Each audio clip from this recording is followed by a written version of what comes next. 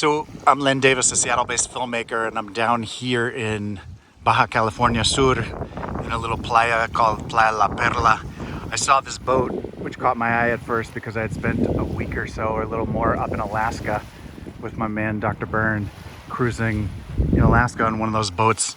And that piqued my interest. After I took a swim, I came over here and I met my new friend, Kim, whose 61st birthday just happens to be today. Hola. Hola. Great to be here with you, man. ¿Cómo está? Muy bien, gracias. So Kim and I were talking about a variety of things, including the state of the world and our countries and living in Mexico, among other things. But one of the things we started talking about, he was talking about his birthday.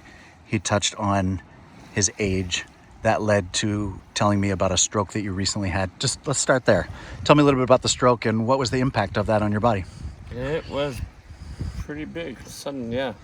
And it wasn't the normal stroke. It's the one where the arteries in my brain were leaking, and then I'm hemorrhaging on the one side, and it pushes on pressure points into my brain on different spots.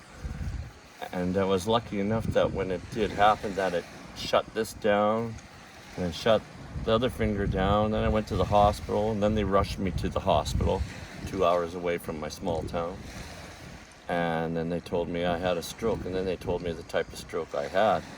It's not your normal, typical stroke. It's one where it pushes on your brain, and who knows what it's going to do. Mm-hmm. Arthritis is quadrupled, pain is quadrupled. In your body? Yeah. Hey. Mm-hmm. And aside from those negative impacts, you told me a little bit about one of the positive outcomes. The positive outcomes on it is I truly know is that it's hit pressure points in my brain, which is allowed to access where I don't, all the things in the past, which I thought were just hoo-ha, all of a sudden there's meaning behind everything that I've done. Can you give me a sense of what that means to you?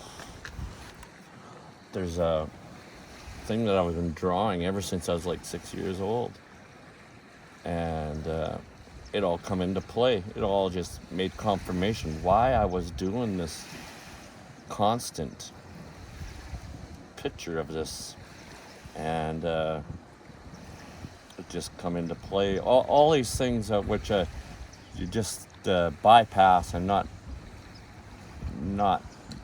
don't understand them, so you reject them. But when all this happened, all of a sudden, the memories of all these different things, which I would call coincidences, but I don't believe in coincidence. So all those things came into play, and then I come into an understanding that this is a direction that I'm supposed to be going in and expressing. Nice. And so how did that manifest? Tell me, bring it back to that earlier visions in your life of this drawing or this image that you were seeing or was presenting itself to you earlier in life. How did you connect with that, with this new orientation? It brought back those memories of all these moments of when I was doing these things. And then all of a sudden I come into an understanding that, wow, this is why I was doing these things. It was like, it was always a part of me, which I never understood, and just put it in the back burner, not even basically recognize it. But then after the stroke, all these, I've been losing my memory on certain things, but I've been gaining memory on many other things. And you were telling me a little bit about just one of the impacts this had on your life was kind of accessing parts of your awareness or your orientation to energy or the world, or tell me a little bit more. It comes down to the point where right from the day that we were born, we're constantly, all the way through life, absolutely being conditioned and programmed, and puts us into the system to be satisfied for, it creates the comfort zone, where you find your comfort zone, and then you get stuck there. Rather than continue with growth, we kind of get stuck there. and we live it because we feel secure with it. We learn how to work and evolve and make money with that style, and it really gobbles us up. It gobbles us up, where we don't go past our brain. Our brain tells us so many things like, oh, we're addicted to this, you need this, you need this, you need that. If you actually look at your brain as being a tool and get past it and know that there's so much more. My brain is not that smart. If it's telling me to smoke cigarettes, or if it's telling me to do this or do that, common sense is telling us that it's bullshit. And it's our fucking brain that's telling us to do it. It makes me laugh, really. It makes me laugh. I'm almost happy laugh that I've gone through getting past that. So tell me about, you told me that I was missing the image that you were seeing from as a kid. That was what became this new mechanism that you're building and using now? It's all part of it. Okay, Absolutely. tell me about it. The main if you were to come back to Mulahay and see where my setup is happening, you would drive past it in the evening, you would feel it, you'll see it. Okay. If you're going back to Mulahay, take a picture of it. Tell me what it is. It is... I can't see that well in the video. Yeah, keep going, that works.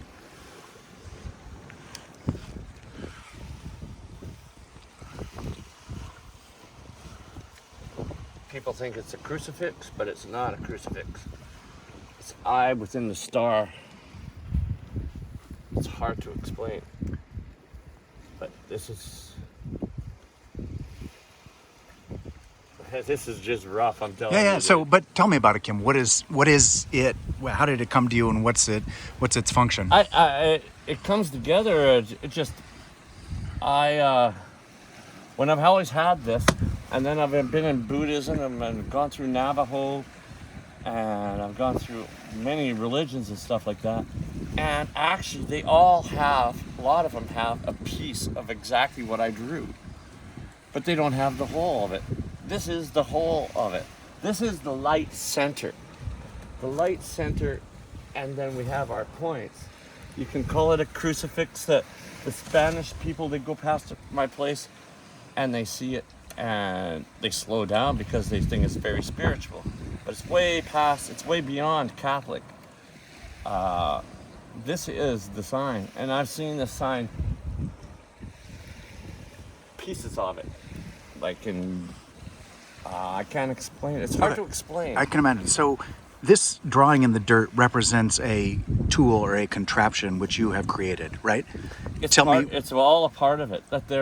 Because the earth is the grounding of it, and the grounding of the center. So my ceremonial tool is right here, and I have the burner light source here. These here are all grounding tools. Oh, I don't mean to say tools. It's here's what we have. We've got silica sand in here.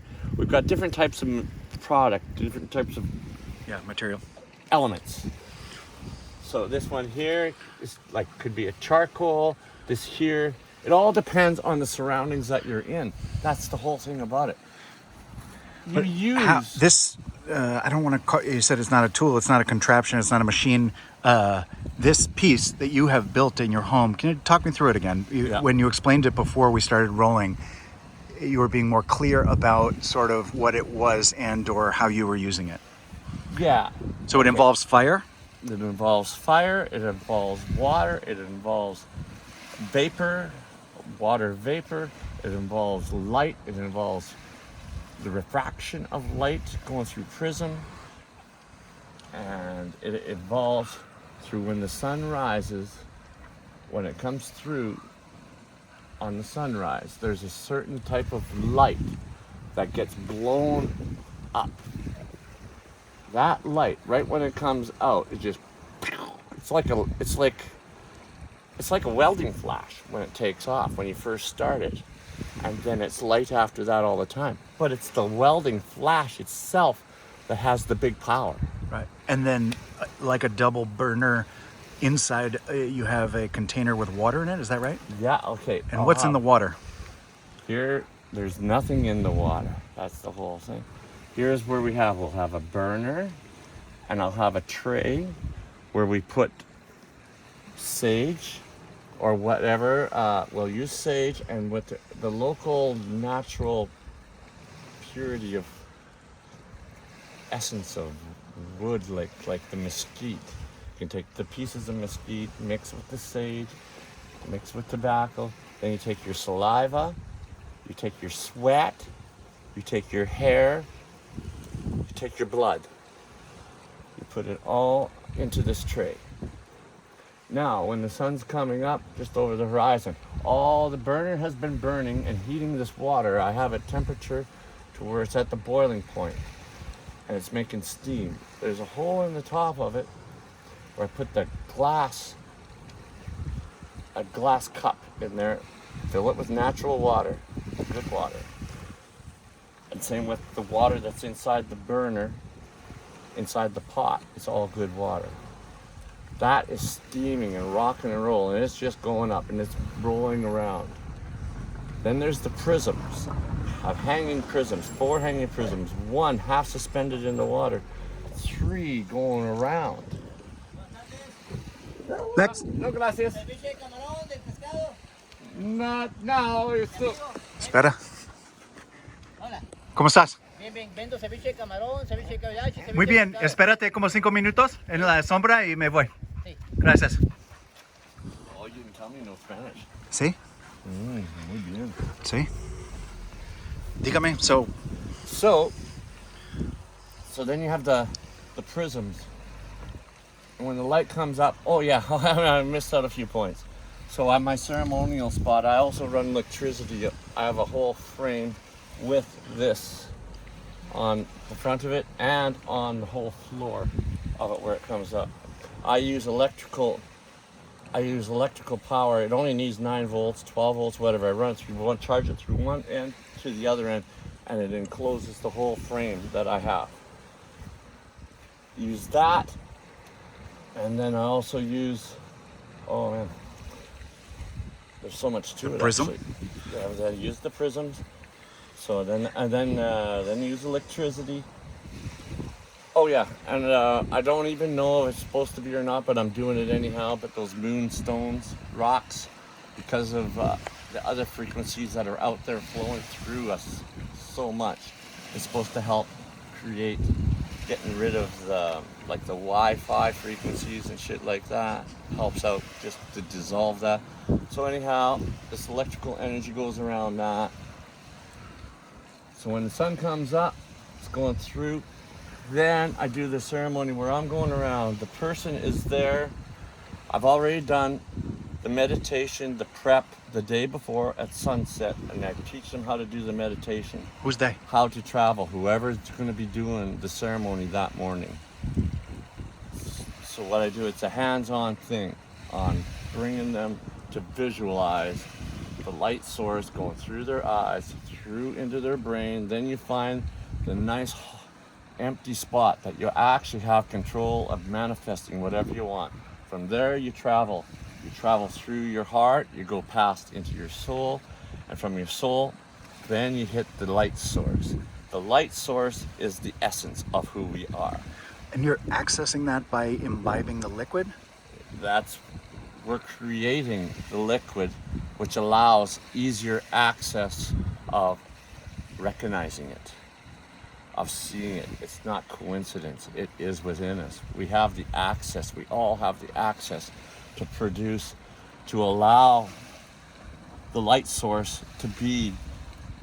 We listen to our brain, don't listen to the brain. Travel it past that, go to your light source, and go from the inner soul of who we are. That is the essence of who we are. When our souls get raised, when we die, we think, oh, it's our souls that do. It's the light source that's carrying the soul and traveling. It's the traveler. So there's more to it. And it's the light source is our true being.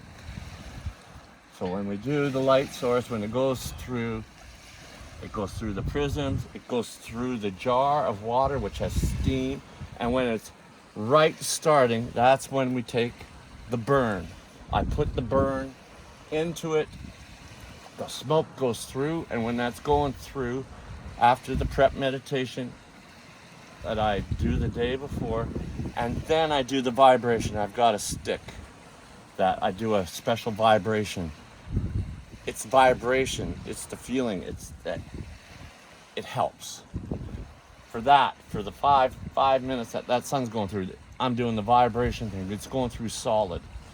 It's creating the vibration through the water. It allows it to be at one with the water when it comes through the light source. And then when we're finished, I put it into a nice wine bottle.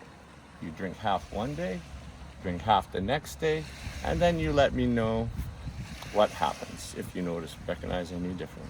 And in your experience, what have you My recognized? experience, because I've done ceremonies before, 3 ceremonies before with medicine men from South America. They came up just to see me.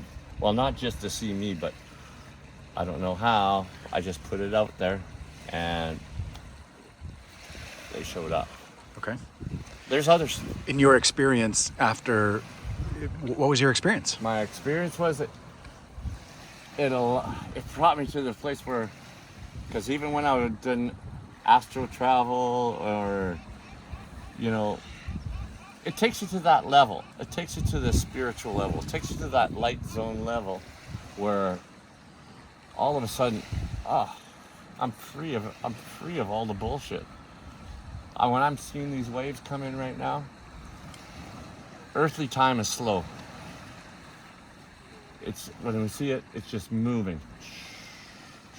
When I go out in the Hobie Cat, those waves, it's being at one with the earth. That's what it comes down to.